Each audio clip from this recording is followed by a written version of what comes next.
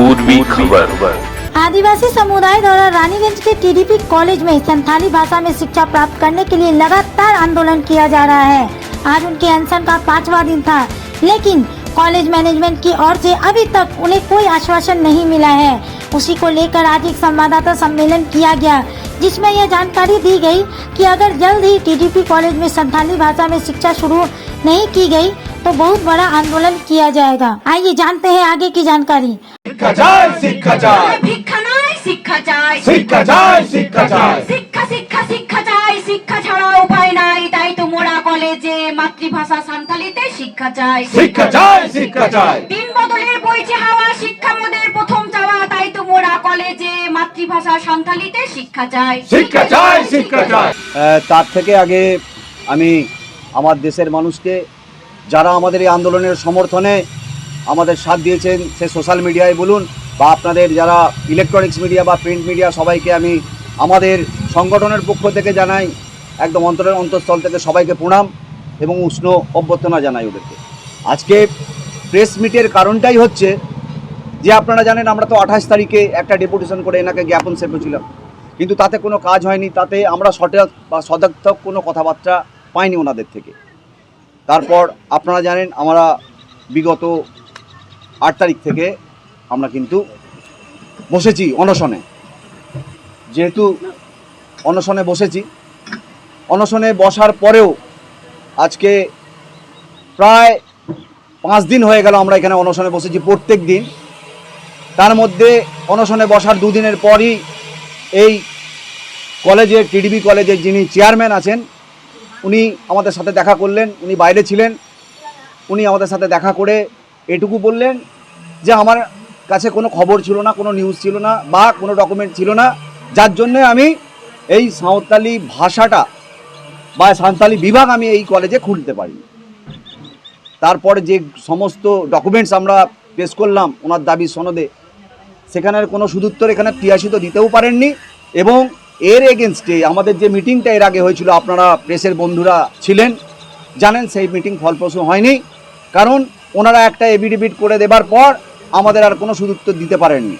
কারণ আমরা চেয়েছিলাম যতক্ষণ না এখানে সাঁওতালি বিভাগ চালু হচ্ছে তার কোনো প্রুফ আমাদের কাছে আসবে বা তার অ্যাপ্রুভাল কোনো লেটার আসবে, তারপরেই আমরা কিন্তু এখান থেকে উঠব। সেটা কিন্তু ওরা দেখাতে চাননি বা দেখাতে পারেননি। কিন্তু আমাদের দাবি ছিল, সবাই তো সেই প্রতিশ্রুতি দিচ্ছে, আপনিও প্রতিশ্রুতি দিচ্ছেন, আমাদের হাতে যখন এর প্রুফ লেটার চলে আসবে আমরা কিন্তু অনশন তুলে নেব। সেদিনকে অনশনের একদিন পর যে এখানে কথা বললেন, উনি আশ্বাসন এটাই দিলেন আমি সচেষ্ট এবং আমাদের সামনে আমরা যারা প্রতিনিধিরা ঢুকেছিলাম আমাদের সামনে উনি আমাদের এডুকেশন ডিপার্টমেন্টে উচ্চশিক্ষা দপ্তরে ফোন করলেন। কোনো এক ম্যাডাম ফোন করেছিলেন জানি না, কিছু পেপার চাইলেন, পেপার দেওয়া হলো। ওনার পর বললো আমি তো কাজ করে দিয়েছি তোমাদের, এবার ওনারা অ্যাপ্রুভাল না পাঠালে আমরা কিছু করতে পারবো না। কিন্তু আমরা এইটুকুই বললাম যে আমাদের এই শিক্ষাবর্ষেই চালু করতে হবে, 2024-25 এই শিক্ষাবর্ষেই, এবং আমরা কিন্তু সেলফ ফাইন্যান্সে পড়বো না, আদিবাসীরা সেলফ ফাইন্যান্সে পড়বে না। যখন এতগুলো সাবজেক্ট চলছে, ওনারা বলছেন গর্বের বিষয় যদি নতুন কোনো সাবজেক্ট তৈরি হয়, নতুন কোনো সাবজেক্ট এখানে পড়ানো হয়, তাহলে গর্বের বিষয়টা কি সেটা বুঝতে পারলাম না। যাই হোক, আমাদের এটা সেদিনকে কথা কার ব্যর্থতার কারণে এই ধরনের ঘটনা ঘটলো, একটা সাবজেক্ট ইমপ্লিমেন্ট করা গেল না, কার ব্যর্থতা সেটা জানি না। কার কি ব্যর্থতা, নিশ্চয়ই কোথাও কোনো গাফিলতি তাদের মধ্যে আছে, সেটা আমরা জানি না। কার কি ব্যর্থতা আছে সেটা ওদের ইন্টারনাল ব্যাপার, ওনারা সেটা তদন্ত করে দেখবেন। আমরা কিন্তু একটা সংগঠন হিসেবে এতদিন ধরে যেটা দাবি করে আসছি সেই দাবিতেই অনড় থেকেছি বলেই আপনাদের আজকে দেখেছি। অনশনের প্রায় আজকে 5ম দিন আমাদের হয়ে গেল।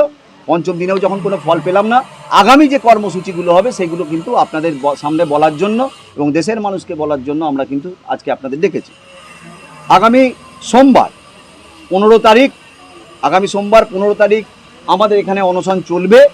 কিন্তু আমাদের এই অনশন মঞ্চ থেকে আপনাদের প্রতিনিধি দল ডিএম অফিসে প্রতীকী ধর্ণা দেব এবং ওনার সাথে সাক্ষাৎকার করে আমাদের এইখানের চালানোর যে এখানে যে আমাদের বিভাগ খোলার সপক্ষে দাবিপত্র পেশ করব। শুধু তাই নয়, সেদিনকে আমরা কেএনইউতেও রেজিস্ট্রার বা ইন্সপেক্টর যেই আছেন ওনার সাথে দেখা করেই সেই একই জিনিস আমাদের এখানে যাতে সাঁওতালি বিভাগটা খোলা যায় তার পক্ষে দাবিপত্র পেশ করব।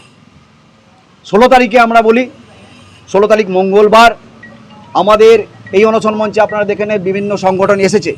16 তারিখ মঙ্গলবার বিভিন্ন জেলায়, বিভিন্ন ব্লকে এবং বিভিন্ন কলেজে প্রচুর স্টুডেন্ট এসেছিলেন বিভিন্ন জেলা থেকে, আপনারা দেখেছেন। আমরা কিন্তু বিক্ষোভ প্রদর্শন করব বা ওনারা করবেন, ওনাদের বিভিন্ন যেসব সংগঠন এসেছিলেন তারা আমাদের জানিয়ে গেছেন, যেটা হচ্ছে 16 তারিখ মঙ্গলবার বিভিন্ন জেলায়, বিভিন্ন ব্লকে বা বিভিন্ন কলেজে কিন্তু আপনার 12টা থেকে বিক্ষোভ প্রদর্শন হবে। সেটা স্টুডেন্টদের দ্বারাও হতে পারে বা বিভিন্ন গণসংগঠনের মাধ্যম দিয়েও হতে পারে। আর আপনাদের হচ্ছে 17 তারিখ, আপনারা জানেন আমরা যেহেতু পশ্চিমবাংলায় বাস করি, সমস্ত ধর্ম বর্ণ মিলেমিশে একসাথে, সেদিন মহরম আছে। সেই মহরমকে কথা মাথায় রেখে, মহরমকে সম্মান করে আমরা সেদিন আমাদের এই অনশন মঞ্চ বন্ধ রাখছি। আমরা অনশন মঞ্চ বন্ধ রাখছি। কিন্তু 18 তারিখ আপনারা দেখেছিলেন যে 28 তারিখে আমরা যে ধরনের একটা র্যালি করে এখানে ডেপুটেশন দিয়েছিলাম, আমরা কিন্তু 18 তারিখ বৃহস্পতিবার সেই ঠিক দুপুরবেলায় পাঞ্জাবি মোড় থেকে এই কলেজ পর্যন্ত কিন্তু একটা বিশাল র্যালির মাধ্যমে এসে এখানে আমরা জমায়েত হব। সেটা হচ্ছে 18 তারিখ বৃহস্পতিবার। আর 19-20 তারিখ শুক্রবার এবং শনিবার যথারীতি আমাদের অনশন চলবে। এবং আপনাদের মাধ্যমে আমরা কিন্তু সোশ্যাল মিডিয়া বা আপনাদের যারা চ্যানেল আছেন, কর্তৃপক্ষ আছেন, তাদের মাধ্যমে আমরা সমস্ত, সে আপনার রুলিং পার্টিই হোক বা অপোজিশন পার্টিই হোক, সমস্ত জায়গা থেকে আমাদের কাছে ফোন এসেছে, ওনারা আমাদের অনশন মঞ্চে আসতে চাইছেন। 19 তারিখ এবং 20 তারিখ শুক্রবার এবং শনিবার আমরা ওনাদের জন্য এই অনশন মঞ্চ কিন্তু ছেড়ে দিচ্ছি। বিভিন্ন লোক আসতে চাইছেন এবং আমরা এখান থেকে একটা দাবি তুলছি, এই পশ্চিম বর্ধমানের বিশেষ করে যে কোনো পার্টির হতে পারে, যে আদিবাসী ক্যান্ডিডেটরা রয়েছেন বিশেষ করে বিজয়ী বিভিন্ন, কেউ হতে পারে সিপিএমের, কেউ হতে পারে টিএমসির, কেউ হতে পারে বিজেপির, সে ব্লক স্তর থেকে জেলা পর্যন্ত যারা যারা প্রতিনিধি রয়েছেন বিভিন্ন পার্টির, ওনাদের কাছে আমরা আহ্বান জানাচ্ছি এই দাবির সপক্ষে আপনারা একটা খোলা চিঠি এখানকার টিআইসিকে দিন বা ডিএম অফিসে জানান। अब तक के लिए बस इतना ही, फिर मिलेंगे अगली खबर में। कैमरामैन सोनू के साथ राजेश बर्मन की रिपोर्ट, पूर्वी खबर रानीगंज। देखते रहें पूर्वी खबर। पूर्वी खबर, नजर सब